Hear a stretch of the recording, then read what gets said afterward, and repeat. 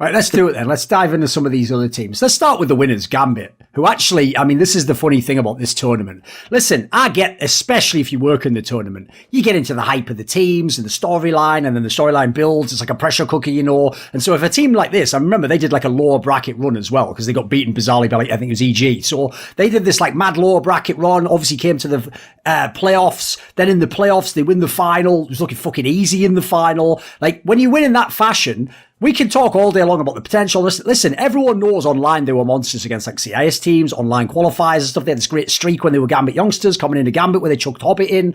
But the thing that I found really kind of fucked is people have got to like, you got to keep your narratives. It's like the fucking streams in Ghostbusters. You can't just be crossing them all the time. Like, you got to keep them separate. So here's the problem. If you were all going to tell me that like VP, who obviously they won Flashpoint, they won the IEM New York CIS, they had that streak of wins. Like, if you're going to tell me VP is like the next top team, okay, you know what? There's some basis there. I can start to get on board. They've done it, consistency. If you're going to tell me Spirit, who's been blasting away for that, I mean, even with the old lineup, they were very good. If you go back a year, if you're going to tell me they have all these hot young aimers, the potential, that's great. But it's like, y'all weren't even talking about Gambit aside from as like a maybe in the future thing. So people are going to crown this team now because they won this tournament. But I have to say, this will sound like haterism because everyone's on the hype train now.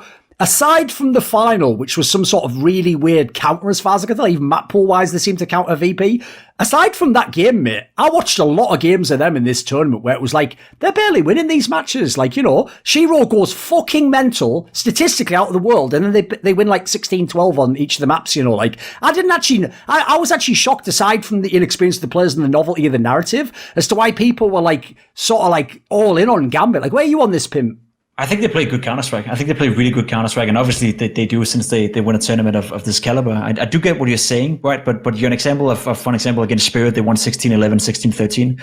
I do believe on both maps they were up 15-7 or 15-4 on Inferno as well, for that matter. So like they were looking much, much better than their opposition, but they showed, you know, flaws of not being able to close out the games and make the games closer than they were supposed to be. But at least from what I saw, from my point of view, they were the better team in every single game they had during Katowice. I think they played some brand solid Counter-Strike, and I think we talked about Navi not being a CIS team. I don't think Gambit played a CIS brand of Counter-Strike. I think they played much more smart. I think they played much more together, and I think Hobbit has had a much more impactful return to Gambit than some people you give him. I also do believe that, you know, the peak we saw from Gambit reminds me of Heroic. Like the way you just phrased it right here. No one was talking about Heroic until they all were the best team in the world. And you saw what happened. They stay on top for a couple of months, and then they fall back to now be 11, 12, whatever. You know, they're not going to be a top 10 team for the future being. I don't think so. Same for Gambit, right? I think there's some very interesting players within there. Shiro being one of them. Exile, you know, the whole story of him coming from, you know, the U team, going to the main Gambit roster, then not being good enough back then, going back, you know, in rough circumstances, and then getting a second breath of fresh air here for Gambit is a cool story. Hobbit, all of a sudden playing better than we've seen the last 3 years. You know, where did that come from? It's hard to believe that that's going to continue, but I will say from what I saw in this tournament, there was a lot of building stones in the way they played Counter-Strike. A lot of the fundamentals they were doing very, very well. Even in the games where you so rightfully said they weren't looking like the much better team, right? They were still winning down to the basics of Counter-Strike. I don't feel it was the individuals taking over the game. I think Shiro is a fantastic player in the sense that he was having a lot of clutches, right? I think he broke the all-time clutch record in this tournament by quite a big margin.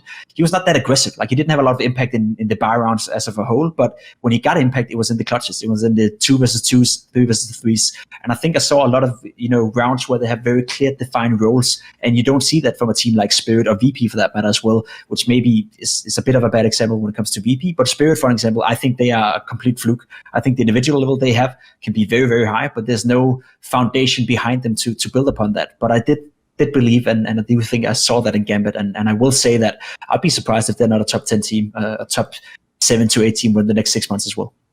Right, Moses, you obviously never played Gambit. Somehow bizarrely, like despite the way the tournament went, you just never ran into them. So do you have any thoughts on them?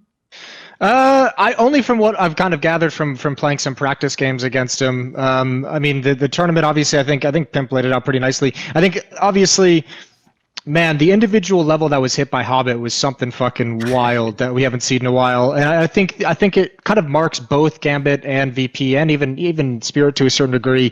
Like, not criticizing anything about the game player, the team player, or anything like that, but everything they did was powered by like incredible individual levels by like 1 to 2 players for each team. So that's just something to like keep your eye out on, right? Like if those individual levels drop off, the question is, does the team play, do the tactics, do the way they play together kind of overcome that deficit? So I thought Gambit is a cool team. I think they're a fun team to play against. They're a really frustrating team to play against. All these CIS teams have this one unique quality that their styles to play against are really, really frustrating compared to what we're kind of used to, in my opinion, from other European and teams that are normally at these events. So I think that's part of like one of the things that makes them really, really difficult to go up against. So yeah, Gambit had a good event. Obviously, incredible individual performances from a lot of people. I mean, some of the clips coming out from Nafany, I think that quad kill he had on Overpass was something freaking weird. I think that was Nafany and not Inters, but I don't know. Like these, I'd have more to say about VP because we actually went up against them. Right. Yeah. Gambit's tough. I'll also say as well, like, I totally now understand how the narrative around Chiro came, like, over the last, like, year or so. It's motherfuckers who just look at the stats page. Because people were literally trying to make it sound like this is, like, he's like another Simple, it's another Ziwu. Like, mate, that's not even the way he plays. Like, you know, one of the classic things people used to try to say to hate on Simple in Na'Vi was, like, he plays too passive, or he's baiting them. It's like, mate, first of all, I'd use some of those motherfuckers as bait. And secondly, he gets all the kills! Like I always used to say about Cold Zero, it's not baiting if you get the kills and win the round, you fucking idiot. Baiting's when you don't do it, when you fuck around and you don't even get the kill. But mate, that Shiro guy plays so passive. Like, it's so funny because people only know, I feel like, from the memories, like, they know the Spirit style of play. They know Vega Squadron style of counter. It's like in your face, like, it's all just like fucking riflers, like aggressive aimers, like just play off aim. Like, they think that's CIS Counter-Strike. Like, what's interesting about Gambit is they're more in the VP wheelhouse. They're playing fucking slow as shit. Like, they actually are playing structured, I agree, Pimp. Like, they clearly have like a defined playing style. Yeah, and the contrast between, that's the thing though, the contrast between, you know, a Shiro and a Sybil, it's big, right? You can't compare those two players. Completely different play styles, but the contrast even between Shiro and James, for example, I think Shiro have that extra layer, right? When I look towards James, yes, I'm annoyed as hell watching him play Counter-Strike, because you can always see in his body language in the game, the way he moves around, that he, you know, some rounds he just tends to believe that, okay, it's already lost, I'm just gonna preset. He's waiting to save, isn't he? Yeah, he's exactly. waiting to. He's waiting to save, right? Instead of just being a little bit proactive sometimes. I even said it on when we covered the tournament on Danish TV, right? I feel like if you could add another layer, then James could be a world-class player, but right now he's just an average good player. Like he doesn't have that extra layer. Well, I feel for Shiro, there's a reason he's involved in, was it 21 clutches he won throughout the tournament? He gets in there, right? He gets in there and he's proactive when it's a 2 versus 2. When he's clutching, he's actually moving around the map, feeling out the map. But in general, he's a very passive AWP player. So it's a style of AWP we don't see often. You know, you can low-key compared to Device, I feel, in a way where Shiro is just even more passive, but when needed be, you know, just as with Device, when needed be, they can be proactive. They can put on that extra layer to their gameplay. Yes. Whereas for James, you know, when he's in a one-on-one clutch or in a 2 versus 2, it'll have to come from the teammate, right? If the teammate is not getting the opening, then James will fall back and he'll save the AWP, and that's freaking annoying to watch, right? Whereas for Shiro, I feel he added that extra layer despite still being very, very young, and that's why I think he's a very interesting player for the future as well. I think he played well, and I think he's a player that, again, can he add more aggressiveness, more proactiveness in his overall play? I think he'd be even better than he is now. I think people know I basically hate James' playing style. I don't know him as a person, of course. I have nothing to do with that. I just absolutely despise his playing style. Not least because, like, dude, this tournament almost gave me the greatest gift ever. Where when Gambit was on map point on Overpass, they almost could have lost the round. If Gambit had planted the bomb, basically they would have had like a 4v1 against James, and he would have just like been rotating from the fucking towards the B site on Overpass. Which, if anyone's watched that team play, listen, there's other maps they're amazing on, like on Train Inferno, they can really get busy with anyone. But on fucking Overpass, James in that A site, the way he rotates is the most bullshit stuff I've ever seen. Dude, I've seen loads of rounds where he does what you're talking about. Like, he's the guy where when he gets behind that wall in the B site where you're going to look onto the site when you've rotated through lower, he's just like waiting to be like, Actually, I better save now, guys. Just like back off instantly. So he doesn't even take like the fucking peaks half the time. This guy's unbelievable. So I have to say, that's why I get why people hype Yakinda. Because in my opinion, if Yakinda's not there, all of those flaws of James just get exposed. The problem is Yakinda has the opposite playing style and strengths. And so it's like, it's really off-putting actually. Like, give us some thoughts on this, Moses. Because I have to say, I know when I was watching Flashpoint, when you're an analyst, obviously anyone could go, well, just do this, do that, do this. But obviously I don't have the tools in the game. I'm not the one actually doing what I would tell the player to do. So when I watch VP, I can't lie, I get a bit arrogant and think, surely they can shut this stuff down. Like, come on, even Yakinda, you could bait him into stuff like Jame, like, let's use his passivity against him. I saw your tweet. I have to say, dude, I've seen a lot of teams that I know are cerebral, coaches that I know watch the demos. It must be one of the hardest teams to actually, like, apply what you fucking study, because they look really tough to figure out. In the game, I'm talking, you know. Yeah, so I think some of these would apply to Gambit as well, but I mean mostly for VP. I think what makes them such a difficult team is like, I mean, they play so slow and the map is so quiet. Like even just like watching demos, like I use Skybox, which has that sliding bar that shows you when every nade is thrown and every kill comes out and every smoke plumes and flashbang pops and everything. And there's always like a section, there's always like 1 to 2 big sections in these rounds where there's just like no activity whatsoever. So VP is just a team that plays very slow, very quiet. And normally you're listening to some kind of cue. Like, okay, they just threw the pin smoke. They're taking Xbox control right now. Okay, there's the flashbang. They just took control of Catwalk. So you can kind of like read where the team is going as they kind of work across the map. For example, VP, there's none of that. Like maybe there's like some initial smokes and some initial flashes, but it's just quiet. And they save a lot of utility. You'll notice a lot of times they don't often use like a full execute set piece the way the Europeans would do to attack somewhere. They're looking for a fight at all times. So they actually gain a lot of map control because they're willing to risk and take so many contact plays. And the reason they're willing to risk and actually take those contact plays is because at the moment Yekindar is winning all of them. Sure. And then by the time and then eventually it gets down to like 40 seconds left in the round, and you've probably used a decent amount of utility trying to keep them off of like different parts of the map. And then all of a sudden, because they've taken like three contact plays that haven't given you any indication of where the hit's going to come, all of a sudden they have this advanced map space that you haven't noticed because you've been looking elsewhere. And then all of a sudden all the smokes and the flashbangs pop up and they're into the bomb site. They get 2 kills. You're in a 3-on-4 retake, and they still have like 2 Molotovs and 4 flashbangs and a smoke left over from utility they didn't have to use earlier in the round. So it's kind of a weird feeling because one, you're trying to save utility because you know that they're going to have a lot of it for the eventual attack on the bomb site or the post plant. But by doing that, you actually just strengthen the plays that Yekindar likes to make, which is like those highly aggressive. And if you're giving him space, he's going to find that space and he's going to test it. And obviously he's playing really well right now. So it's kind of like a catch-22.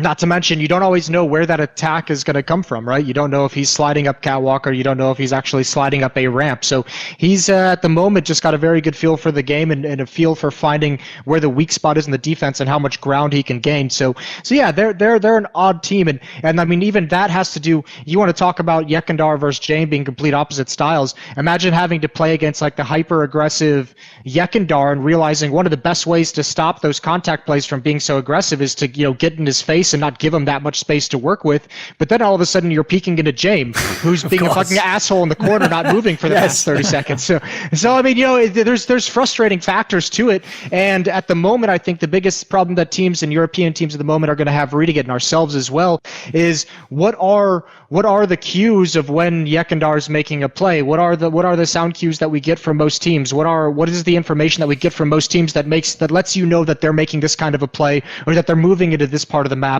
And how can we actually use that? Can we find a way to read them? So I've got some ideas on how I kind of want to try and play against them next time, and some ideas on how we're going to beat them. But it is just frustrating because they're actually sneakily, I think. For me, Gambit and VP and Spirit have been fun teams to practice against. They're super frustrating, and it's not always easy. But we've been kind of respecting them more and more for practice games and for what they've been doing. I think obviously Katowice opens a lot of eyes to it. But they're just, they actually have, the more we looked into VP, the more we saw a team that was pretty damn good organized. Their utility usage was really good. They had some unique nades and flashbang combos. Because they like aggression, they're not afraid to like do like 2-person probing attacks on both bomb sites at the same exact time. So you're kind of shifting resources differently than you would be against other teams. And then you can add in the strategies that they have, the pace changes, the pops onto bomb sites, the quick pops out halls that you don't really expect. After you spend 5 rounds that are slow going to 30 seconds with no noise, the next round is a minute and 15 seconds. They're popping out halls, and all of a sudden you have to deal with that. So they call very good games, and they're all playing very well right now, which means their entire playbook is dangerous. So they're just a tough team at the moment to play against.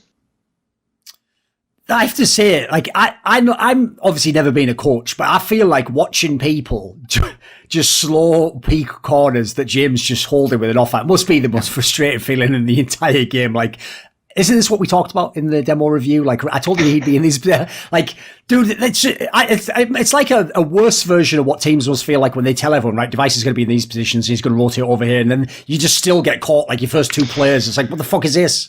Yeah, well, it's not also about like knowing which angle James is going to hold. Like, there's no way. Like, even if I said, the best you could do is say like, okay, 50% of the time James is going to be holding this angle, and that's just a number for an example. But like, yeah, like you take that 50% chance, and like half the time he's there, and you just die. So is that really a risk that you want to take? But also, it's because the part of the tough thing about it is, you have different protocols. So if you lose control of a certain part of the map, you need to gain control of a different part of the map on the other side, or you need to shift into a new position because that makes you vulnerable to this strategy that they can run, this play that they like to make. And then all of a sudden you're shifting into those spots, but it's only one person. It's just fucking Yekindar who managed to get that map control on his own with 1 flashbang because he's psychotic. Yes. And he's also got a kill. So then you do your normal protocol, which would work against most of the teams you play against, and all of a sudden you've got 3 players from VP just sitting there waiting, including Jane with his op in a corner. So even sometimes just that the amount of pressure that Yekindar puts on has been tough to deal with, and I think we did a bad job against them of making him of putting a stop to that. I think they got a lot of easy ground against us for free, but it's not out of fear. It's just because of it's a lack of comfort, from playing against the team that you're going up against, and I think there's a lot of that going around. I think Device's post-game interview after Astralis lost to VP was pretty telling as well. He touched on a couple things also of, it's weird playing against teams and players that are so willing to be reckless and as aggressive as they are, teams that are willing to put that much aggression and take that much of a risk in their play. Like, let's not lie, turning like the long A corner on Dust 2 with no nades and flashbangs and just kind of checking it dry with an AK-47 is a huge risk. Like, you can just get your head blown off and all of a sudden the strat's gone. But if you take that risk and it's clear, or you win the fight, or you force him back, like, then you have a lot of map control. And I think most people have been trained to not take those kinds of risks because it's just not worth it. It's just not worth it once you get to like big tournaments and lands, and the amount of times we've gone through it, the amount of times we've done that and peeked into Device or Simple or Guardian or Kenny S over the years, and you're just trained to believe that it's not worth it. So, that's a lesson that, maybe they learn. Maybe it gets down to this. Maybe we get back to lands. Maybe we get back to, maybe teams just start playing better against them and taking those angles better and start killing them. And then all of a sudden it's like, okay, where's your god now? If Yekindar is going to die every time he turns a corner, is your shit actually going to work or not? That's the big question now that VP is going to have to answer. That's the thing, right? The longevity of this roster and the longevity of the way they were playing. I think we even saw a great example of that in the final against Gambit, right? Yekindar didn't have a great game. Yekindar didn't work out with his peaks, right? Yep. He was basically being shut down by Gambit, and they had his number. And you saw, where's it going to come from then? James is not going to be the proactive AWP player who's opening up the round or gaining ground or helping his teammates to perform better. You saw Buster. He came into the final, I believe it was with 12 maps in a row with a plus KD. Yes. I believe in all 4 maps in the final, he went negative, As long as Yekindar didn't open up the map for Buster, and as long as Yekindar didn't open up the map for Jane, they were both, I wouldn't say useless, but they were not as effective as they should have been, right? So right now you ride it out with Yekindar, who is a fantastic player. Let that be said, he did a fantastic tournament. But can we really expect Yekindar to play at that level with that much impact throughout every single tournament they play for the future? There's not a second layer. There's not a foundation that this is built up around. So I totally echo the sentiment of Jason here. It's going to be way tougher for VP for the future to replicate that kind of performance. Where I feel for Gambit, their whole play style, the way they attribute each other, the way the players complement each other is much more, dare say, fluid and fruitive for the future than for VP, right? They have the balance between Jame and Yakinda, and if one of those is not working, then the rest of the team will fall apart. I mean, I think actually, I know Gambit, I agree. VP, I think, is going to have not an easy time, perhaps, but I think they're going to be able to adjust, because I actually really like, the more I looked into VP playing and the more the players looked into it, we kind of gained like a pretty big amount of respect for the gameplay and the style that VP brings out. I do think there's going to be a certain like readjustment period for someone like Yakindar and for that level of aggression, but I think they have a good game behind it as well, that hopefully they find a way to transition to its dependence on that, and hopefully they can still stay impactful. But I don't know. I think on a different level, this is all just kind of a symptom of how much online Counter-Strike that we've been playing. And I don't mean that to say that these guys wouldn't be good on LAN, or these guys wouldn't be able to replicate it on LAN. But online gameplay lends itself to more aggressive plays being successful, to the higher risk plays being more successful. It always has in 20 years of Counter-Strike. And what we've seen, like, who is the most exciting team that popped up during this online era of Counter-Strike in the past year and a half? It's undoubtedly Furia. Like, everyone has been obsessed with the style of play that they've been breaking out, the style of play that Art has been bringing in, the style of play that Henny has been bringing in, while he also experienced a career-high individual peak. So at the moment, everyone's looking around at all these teams that are breaking out and finding new success, and it comes from these highly aggressive players. So you're going to see the younger teams say, I'm going to start watching Art demos, and now we're going to have people start to watch Yekindar demos, and now there's just going to be more and more people and more teams testing out these very high aggressive, high risk play styles, and that's going to be something that's more effective during the online gameplay than it will be when we get back to LANs.